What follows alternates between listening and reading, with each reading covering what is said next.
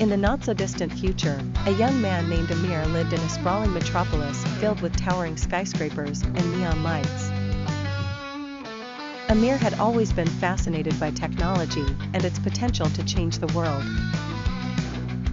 He spent his days working as a software engineer at a leading tech company, but his nights were devoted to a secret passion project, developing an AI that could solve global challenges.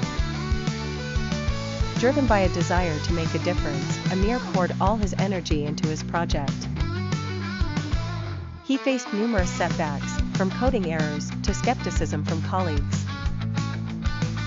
Yet, he persevered, driven by an unwavering belief in his vision. After years of relentless effort, Amir's AI finally reached a breakthrough.